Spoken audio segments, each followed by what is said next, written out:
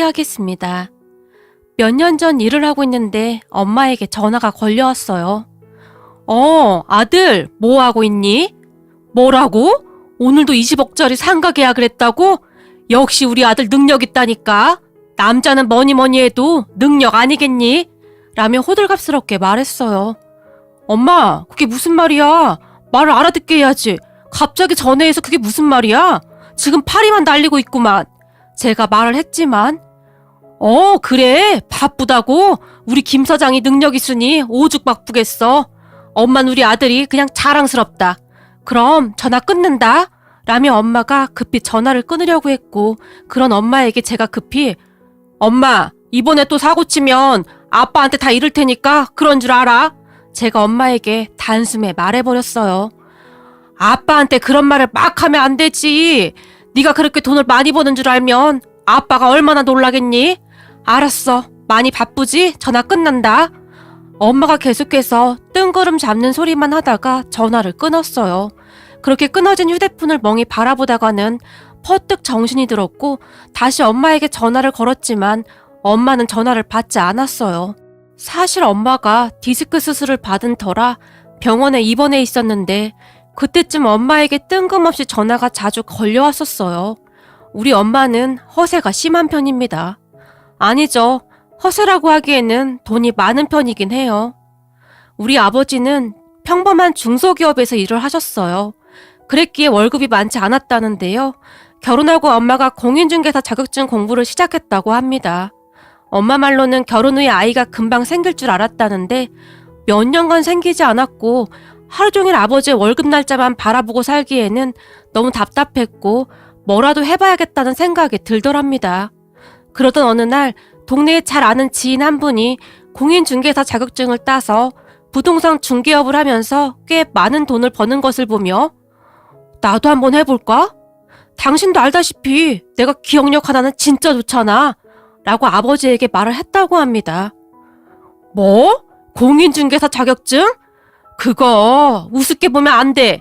내 친구들 중에도 공부하다 포기한 친구들이 많아. 그렇게 호락호락하지 않다니까. 아버지가 엄마의 말을 귓등으로도 듣지 않았다고 하네요. 그런 아버지를 보며 오기가 발동한 엄마가 만약 내가 해내면 어떻게 할 거야? 이래봬도 나 학교 다닐 때 암기 하나는 끝내줬던 사람이야. 엄마가 아버지를 노려봤고 당신이 합격만 하면 나야 좋지. 노후가 보장되는 건데. 근데 당신이 할 수 있겠어? 하루 종일 여기저기 다니면서 수다나 떨기 바쁜 사람이 허투루 돈 쓰고 다니지 말고 그냥 집에서 살림이나 해. 괜히 공부하러 다닌다고 어디 가서 수다나 떨고 일 내지 말고. 아버지가 엄마를 말렸다고 합니다. 뭐야, 내가 일을 내긴 무슨 일을 냈다고 그래? 얼마 전에도 저 위층 아줌마랑 얘기하다 한바탕 난리를 쳐놓고는 아니 있지도 않은 일을 왜 있는 것처럼 그렇게 말하고 다니는 거야? 아버지가 엄마를 나무랐지만 그거야 그 옆에 내가 계속 약을 올리니까 그렇지. 두고 봐. 내가 반드시 자격증 따서 아파트도 사고 상가도 살 거니까. 당신 나중에 후회나 하지 마. 암튼 당신 가서 돈만 날리고 못하겠다고 그러면 나도 가만 안 있을 테니까 그런 줄 알아. 아버지가 엄마에게 단단히 경고했다고 합니다. 그런데 공부를 시작하고 한 2년쯤이 지났을까요? 회사에서 일하고 있던 아버지에게 나 합격했어! 합격했다고! 엄마가 방망 뛰면서 전화를 했다는데요. 뭐? 합격했어? 거참 별일이 다 있네. 어떻게 시험을 찍어서 합격을 할 수가 있냐? 당신 혹시 찍기 신동 그런 거 아니야? 대단하네. 라는 말을 했답니다. 뭐야 찍었다니. 그동안 내가 얼마나 열심히 공부한 줄 알아? 아주 이를 악물고 했단 말이야. 그때 당시 엄마는 정말이지 밤낮으로 공부만 했다고 하는데요. 아버지 말로는 무슨 고시 공부하는 줄 알았다고 할 정도로 머리에다 그 뭐라더라? 합격이라고 매직으로 적어서 이마에 하얀 청까지 두르고는 집안을 왔다 갔다 할 정도였다는데요. 그 모습이 가관도 아니었답니다. 한 번 할머니가 우리 집에 오셨다가 내가 너무 오래 살았는갑다. 며느리라고 하나 있는 게 도대체가 요상하다 요상해. 아주 그냥 지랄도 풍년이다. 라며 고모에게 하소연을 하기도 했다는데요. 그 뒤 엄마는 바로 실전에 들어갔다는데 알고 봤더니 엄마에게는 부동산 중개 관련 뛰어난 재능이 있었다고 하네요. 그렇게 평소 알고 지내던 부동산에서 밑바닥부터 일을 배워나갔다고 하는데요. 그러던 어느 날 정말 갑작스레 임신이 되었고 제가 태어나는 바람에 엄마가 잠시 일을 쉬었다는데 제가 어느 정도 크고 난 다음에 바로 일을 다시 시작했다고 합니다. 엄마는 정말 열심히 일을 배워서 드디어 꿈에 그리던 사무실을 개업했다고 하는데 운이 좋았던 건지 굉장히 잘 됐다고 하네요. 그 뒤 여기저기 나름 투자를 해서 돈을 꽤 많이 버셨고요. 그 덕분에 아버지도 회사를 그만두고 엄마를 돕기 시작하셨고 저도 대학을 졸업하고 공인중개사 자격증을 따서 엄마와 함께 일을 하고 있어요. 그런데 엄마는 가끔 엉뚱한 일을 저지르기도 해서 아버지가 화를 내기도 했지만 큰 사고는 아니었기에 그냥 넘어가곤 했는데요. 그때쯤에는 제 결혼에 집착하셔서는 괜찮은 아가씨만 있으면 저와 짝을 맺어주려고 눈에 불을 켜고 있었어요. 사실 제가 여자친구를 몇 명 사귀었었는데 우리 집이 좀 잘 산다는 걸 알고 접근하기 일쑤였기에 몇 번 크게 데이고 나니 나중에는 여자에게 큰 관심이 없었어요. 그런데 평소 허리가 좋지 않았던 엄마가 종아리에 사이다를 마신 것 같다고 통증을 호소하며 한동안 힘들어했었는데 급기야는 허리 디스크 수술로 병원에 입원을 했어요. 엄마는 병실에서 가끔 제게 전화를 해서는 엉뚱한 소리를 하곤 했는데 그날도 허풍 가득한 소리를 하고는 전화를 끊는 거 보니 뭔가 꿍꿍이가 있어 보였어요. 그렇게 일을 마치고 엄마가 입원해 있는 병원에 도착했는데 엄마가 링거를 꽂은 채 저를 끌고 휴게실로 이동했어요. 엄마, 그냥 1인실로 가라니까. 휴게실 소파에 앉자마자 제가 말했지만 싫어. 거긴 혼자 심심하단 말이야. 저기 근데 말이야. 우리 병실에 한 아가씨가 저녁마다 와서 그 아가씨 엄마 병간호를 하는데 그렇게 참을 수가 없다. 진짜 진국도 그런 진국이 없다니까. 엄마가 주변을 두리번거리더니 제게 조용히 말했어요. 수술한 사람이 지금 뭐 하는 거야? 그럴 시간에 운동해야지. 걸어다니면서 운동하라고. 알아 이거사. 운동은 열심히 하고 있어. 근데 아가씨가 얼굴도 보통 예쁜 게 아니야. 너 김태희 알지? 탤런트 김태희처럼 생겼어. 난 그런 아가씨는 처음 본다. 얼굴도 예쁘지 성격도 좋지. 며칠 지켜봤는데 살다 저렇게 착한 아가씨는 처음 본다. 아니 어쩌면 그렇게 엄마를 살뜰히 챙길 수가 있어? 거기다 우리들한테도 그렇게 예의 바를 수가 없다니까. 조금 있으면 그 아가씨 올 시간이니까 이따 한번 보고 가. 엄마가 신나서 말했어요. 됐다니까. 엄마가 예쁘다고 하는 걸 보니 그냥 안 보는 게 나을 것 같아. 그리고 제발 이상한 소리 좀 하지 마. 엄마 진짜 자꾸 왜 그래?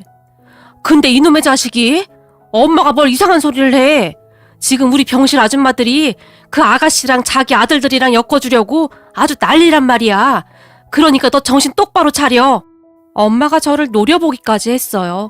그렇게 잠시 후에 엄마가 말하던 그 아가씨가 들어왔는데 그 순간 엄마가 저를 툭툭 치더니 곁눈질을 해가면서 자꾸 눈을 껌뻑였어요.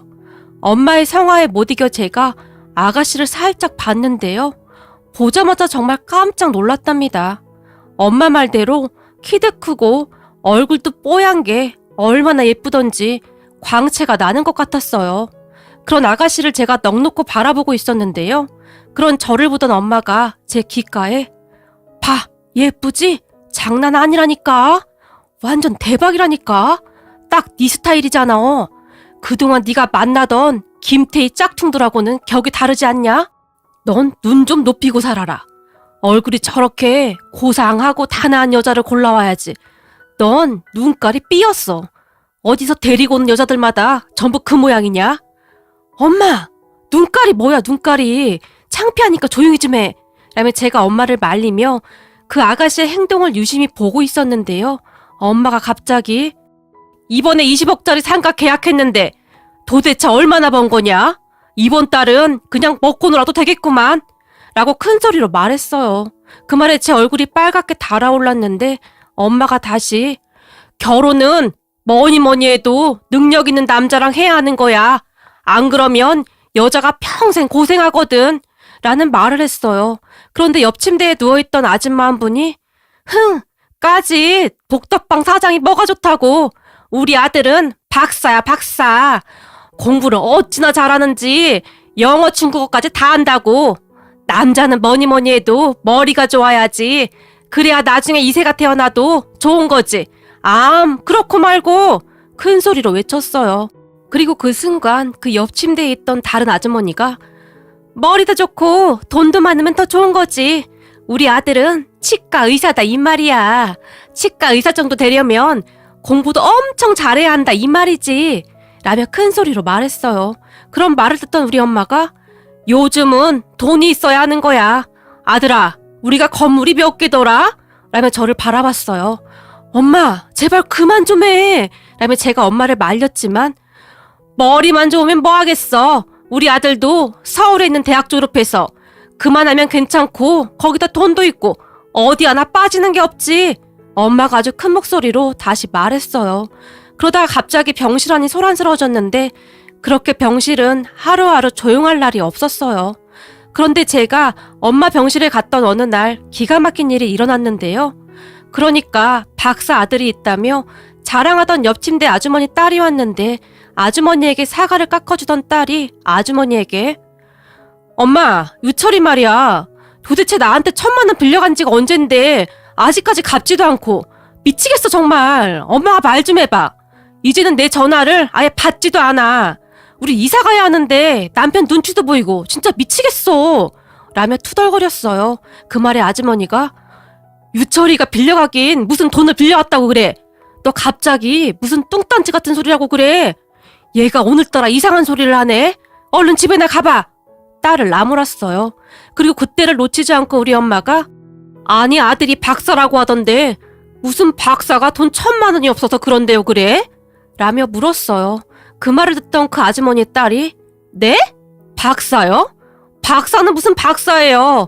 대학 졸업하고 취직도 겨우 해놓고 지금 그냥 허세만 가득해서 회사에 타고 다닐 차를 사야 한다고 돈 빌려가 놓고 강간부소식이네요. 암튼 우리 집안 골칫거리예요. 아들이라고 그렇게 예뻐하더니 지금 봐봐. 아들이 무슨 소용이야? 엄마 수술까지 했는데 얼굴 한 번 안 비추는 거 봐봐. 나쁜 놈의 인간. 아주머니의 딸이 괘씸하다는 듯이 말했어요. 넌 입 좀 다물고 있어. 뭔 놈의 기집애가 이렇게 입이 싼 거야. 내가 입이 싸긴 뭘 싸. 내가 틀린 말 했어? 지금 엄마 수술비랑 병원비도 내가 다 내줄 건데 그렇게 아들 하더니 이게 무슨 꼴이냐고. 아주머니의 딸은 정말 수다스러웠는데 아주머니의 표정 따위는 전혀 상관도 하지 않았고 혼자서 중얼중얼 계속해서 불만을 쏟아내고 있었어요. 그런 딸의 말에 결국 아주머니가 아유 내가 말을 말아야지. 얼른 집에 나가 이 기집애야. 라며 신경질적으로 이불을 뒤집어 써버렸는데 아주머니 얼굴은 울기 직전이었어요. 그 뒤 박사 아들이 있다던 아주머니는 병실에서 입을 꼭 다물어버렸고 종일 자는 척만 했어요. 그리고 얼마 뒤에 치과 의사라던 아주머니 아들이 병실로 들어왔다는데 순간 모두가 그런 아들을 유심히 바라본 모양입니다. 하지만 모두가 기대했던 것과는 달리 치과 의사 아들은 시종일관 무료하다는 듯이 앉아서 아무 말 없이 휴대폰만 들여다보다가는 어머니, 저 바빠서 이만 가볼게요. 그리고 제가 비싼 간병인까지 보내드렸는데 저한테 왜 오라가라 하시는 거예요? 저 바쁜 사람인 거 몰라요? 앞으로 더 바쁠 것 같으니까 이젠 자꾸 전화하지 마세요. 라며 쌩하고 가버렸다고 합니다. 그런 아들의 모습에 치과의사 아들을 둔 아주머니 표정이 사색이 되었다는데요. 옆에서 그 모습을 지켜보던 엄마가 아유 똑똑한 건 맞는 것 같은데 찬바람이 쌩쌩 부네 그래. 라며 중얼거렸다고 하네요. 결국 우리 엄마만이 의기양양해진 채 그 기세가 하늘을 찌를 것 같았는데요.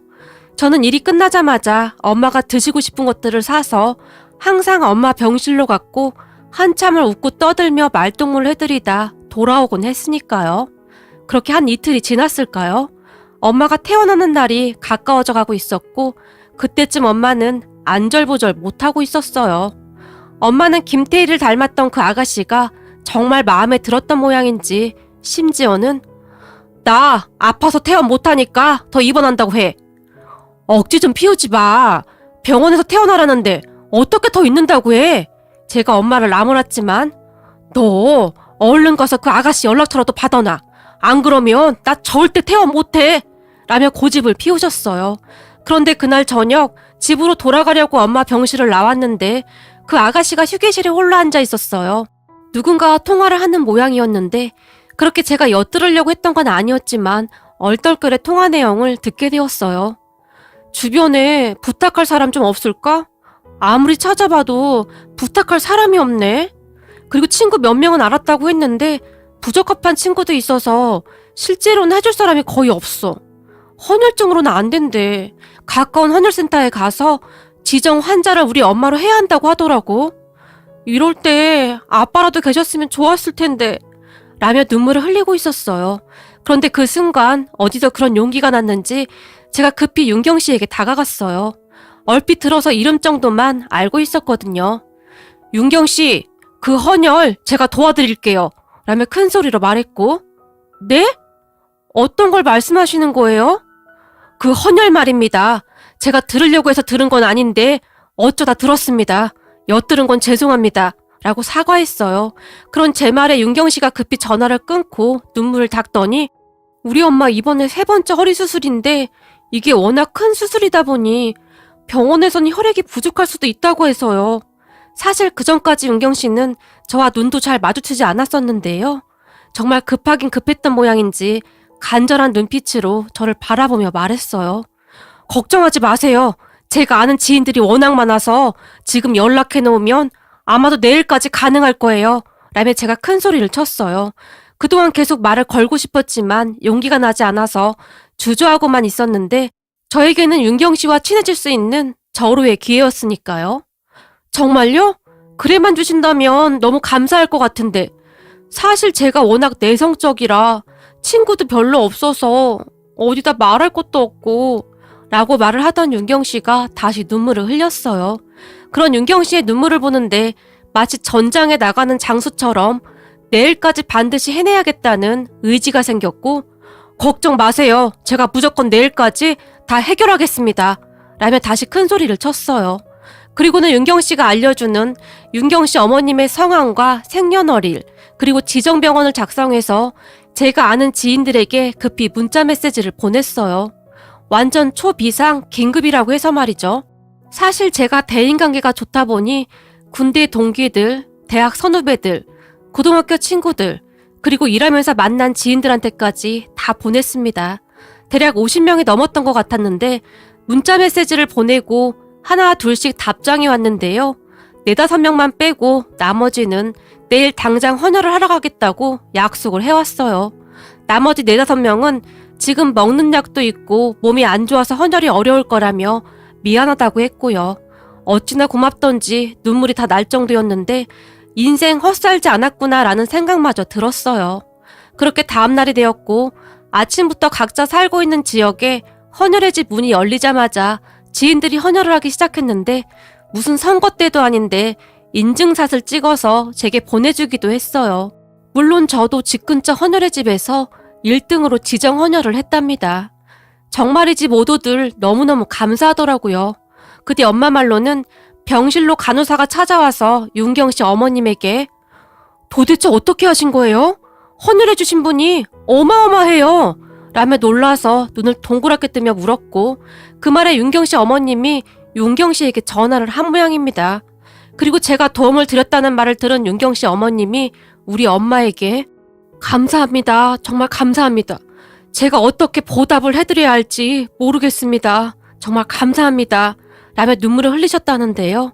그날 퇴근 후 병실에 들어선 윤경 씨가 우리 엄마를 보며 아드님이 정말 좋으신 분 같아요. 정말 감사드립니다. 라고 다시 감사 인사를 했다고 하네요. 그 말에 우리 엄마의 입이 귀에 걸렸다는데요. 고맙긴 뭐가 고마워요. 어려울 때는 다 같이 도우면서 살아야지. 내가 우리 아들을 그렇게 키웠어요. 인성이 제일 중요하다고 말이죠. 엄마가 아주 신이 나서 말을 했답니다. 그리고 얼마 후 우리 엄마가 퇴원을 했는데 그 헌혈 사건 이후로 윤경 씨가 저에게 마음의 문을 열었고 우리 둘은 조심스레 연락을 주고받게 되었어요. 어느 날은 윤경 씨가 제게 전화를 했는데 저기 엄마 수술 잘 됐어요. 그래서 말인데 제가 너무 감사해서 식사 한번 대접하고 싶은데 혹시 시간 괜찮을까요? 라고 물었어요. 정말요? 저는 항상 시간 있어요. 아니, 그냥 시간 엄청 많아요. 제가 큰 소리로 말했고, 그 순간 마음속으로는 이 우주의 모든 시간을 멈추게 하고 싶었어요. 그날 저는 윤경 씨와 같이 식사를 하며 더욱 가까워지게 되었는데, 윤경 씨 어머님이 태어나시던 날에도 제가 직접 재활병원으로 모셔다 드리기도 했어요. 그렇게 윤경 씨와 저는 어느새 연인 사이가 되었어요. 그런 모습에 우리 엄마의 입이 귀에 걸리다 못해 하늘이 돕는구나 도와. 이건 운명이야. 라며 좋아서 어쩔 줄을 몰라 했어요. 윤경 씨는 정말 진국이었는데 그동안 사귀었던 여자들은 허구한 날 명품 타령만 하기 바빴는데 윤경 씨는 그런 것에 전혀 관심도 없었어요. 하지만 윤경 씨는 명품 따위를 걸치지 않아도 그냥 그 자체가 명품이었기에 가만히 있어도 빛이 날 정도였어요. 우리는 그렇게 한두해 연애를 하다가 결혼했어요. 장인어른이 안 계셨기에 장모님은 우리 신혼집 근처로 이사를 오셨고 신혼집에서 본가도 가까웠는데 두 분은 아주 오래전부터 알고 지내던 친한 친구 사이처럼 정말 잘 지내셨어요. 그리고 제가 두 분을 모시고 아내랑 맛집 탐방을 다니기도 했는데 아내가 그렇게 행복해할 수가 없었어요. 그동안 장모님과 둘이서 많이 외로웠다고 했으니까요. 그런 장모님과 아내의 사정을 잘 알고 있었기에 우리 가족 모두 장모님에게 정말 잘했고요. 아내도 우리 부모님에게 그렇게 잘할 수가 없었어요. 어디 하나 나무랄 데가 없는 그런 사람입니다. 비록 우리 엄마가 허세가 좀 있긴 하지만 그런 우리 엄마 덕분에 제 인생이 바뀌었네요. 역시 부모님 말씀을 잘 들어야 하나 봅니다. 연륜이 있으셔서 사람 보는 눈이 다르긴 다르시네요. 오늘도 두 분이서 공원 산책을 다녀오셨는데 우리 엄마가 운동하기 싫어하시는 장모님을 잘 꼬셔서 무리되지 않게 자주 재활운동을 하고 있답니다. 우리 엄마와 장모님이 앞으로도 지금처럼만 건강하게 잘 지냈으면 좋겠네요.